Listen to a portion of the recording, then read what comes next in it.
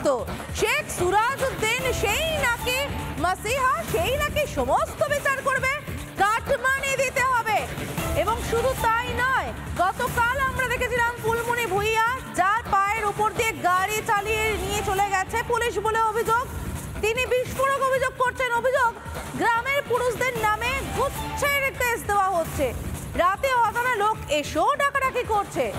যে ছবি এই মুহূর্তে দেখতে পাচ্ছেন, পুলিশের রুট মার্চ চলছে, দেখতে পাচ্ছেন সুপ্রতিম সরকার রয়েছেন এই মুহূর্তে এডিজি, এবং লাগাতার গ্রামের রুট মার্চ চালিয়ে যাচ্ছে পুলিশ। কিন্তু প্রশ্ন হচ্ছে, পুলিশের টনক এতদিন বাদে এসে নড়লো। এতদিন পুলিশ কোথায় ছিল যখন গ্রামের মানুষগুলো অত্যাচারিত হয়েছে দিনের পর দিন? এই শেখ শাহজাহান, এই শেখ সিরাজউদ্দিন যাদের নামে অভিযোগ করছেন মহিলারা, তারা যখন সেই ক্ষোভ, সেই রাগ এতদিন ধরে পুষেছেন, এতদিন অত্যাচারিত হয়েছেন, তখন কোথায় ছিলেন তারা?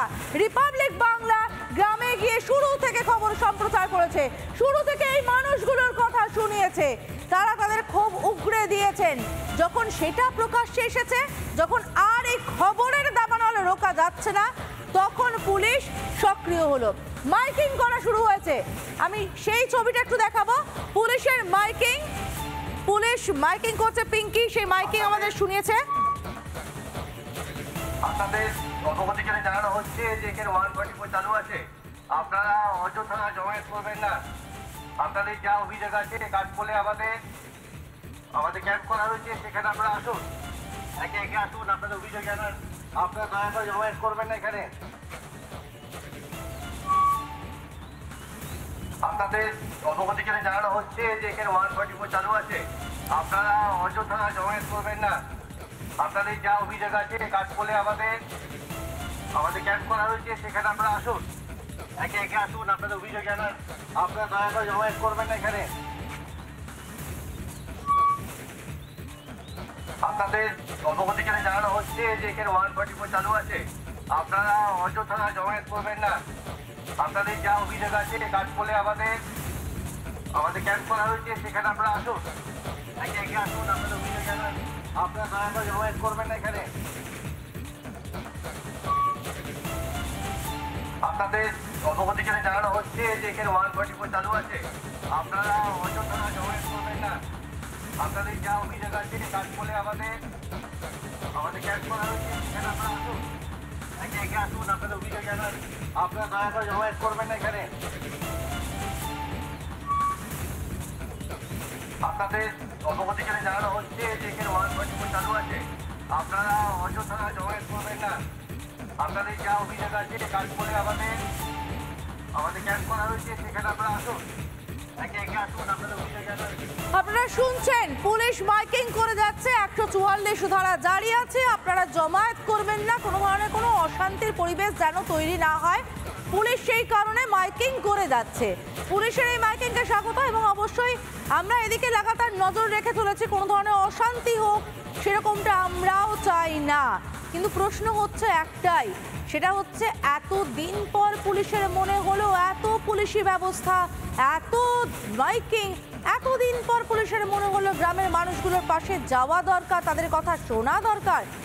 আমরা লাগাতার দেখাচ্ছি যে ছবি, এডিজি দক্ষিণবঙ্গ ঘুরে বেড়াচ্ছেন, অলিতে গলিতে মানুষের সঙ্গে কথা বলার চেষ্টা করছেন, মানুষকে আশ্বস্ত করার চেষ্টা করছেন, কিন্তু সেটা লাগাতার খবর সম্প্রচারের পর, লাগাতার মানুষের কথা আমরা তুলে ধরার পর এতদিন পর্যন্ত কিন্তু কোথাও পুলিশকে দেখতে পাওয়া যায়নি। এদিকে বের মজুরের দিক পুলিশের অভিযোগ গ্রহণ কেন্দ্র তৈরি হলো, যেখানে শাহজাহান এবং তার ভাইয়ের বিরুদ্ধে ভুরি ভুরি অভিযোগ। আমরা সেই অভিযোগ কেন্দ্রের ছবিও দেখাবো, কিন্তু পিঙ্কি রয়েছে আমাদের সঙ্গে সরাসরি, আমরা পিঙ্কির কাছে চলে যাব, আমি পিঙ্কির সঙ্গে কথা বলার চেষ্টা করবো। পিঙ্কি, লাগাতার সন্দেশখালী থেকে তুমি খবর করেছো, সন্দেশখালীর মা বোনদের কথা তুলে ধরেছো, এবার ক্ষোভে ফুঁসছে বের মজুরও।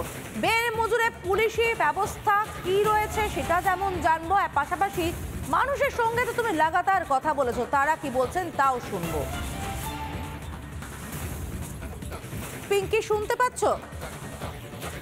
পিঙ্কির সঙ্গে যোগাযোগের চেষ্টা করব আমরা। বেরমজুরের বিভিন্ন গ্রামে এই মুহূর্তে ঘুরছে পুলিশের বিশেষ একটি টিম এবং দেখা যাচ্ছে এডিজি সাউথ বেঙ্গলের সুপ্রতিম সরকারের নেতৃত্বে ডিআইজি রয়েছেন, এসডিপিও রয়েছেন এবং সেখানে টহল দিচ্ছেন র্যাফের একটি টিম। তারা গ্রামে বিভিন্ন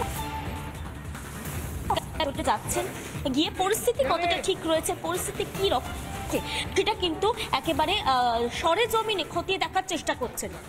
তুমি জানো যে এই বেরমজুর ঝুপখালি অঞ্চল গতকাল এবং গত পরশুও কিন্তু হয়েছিল। ঝুপখালি অঞ্চল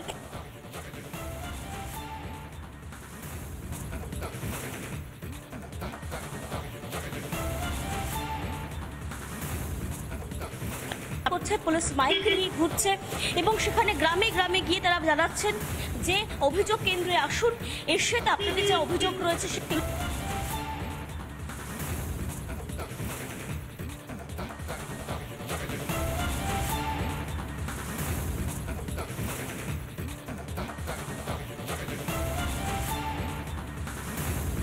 বেরমজুর গ্রাম, প্রত্যন্ত গ্রাম, পিঙ্কি লাগাতার চেষ্টা করে যাচ্ছে আমাদের কাছে খবরটা পৌঁছে দেওয়ার, ছবিটা পৌঁছে দেওয়ার, কিন্তু বুঝতেই পারছেন 144 তারা দাঁড়িয়ে আছে, তার উপর নেটওয়ার্কের সমস্যাও রয়েছে, ফলত সবসময় যে ওর কথা স্পষ্ট আমরা শুনতে পাচ্ছি তা নয়। তবে বুঝতেই পারা যাচ্ছে বেরমজুর গ্রামে এই মুহূর্তে পুলিশি টহল চলছে, যে ছবি বারবার পিঙ্কি তুলে ধরছে। মা বোনদের যে বিদ্রোহ দেখেছে গোটা বাংলা, সেই ক্ষোভের মুখে পড়ে, সেই রোষের মুখে পড়ে, লাগাতার খবর সম্প্রচারের মুখে পড়ে অবশেষে পুলিশ সক্রিয় হয়েছে এবং এই মুহূর্তে বেরমজুর গ্রামের শান্তি ফিরিয়ে আনার চেষ্টা চলছে।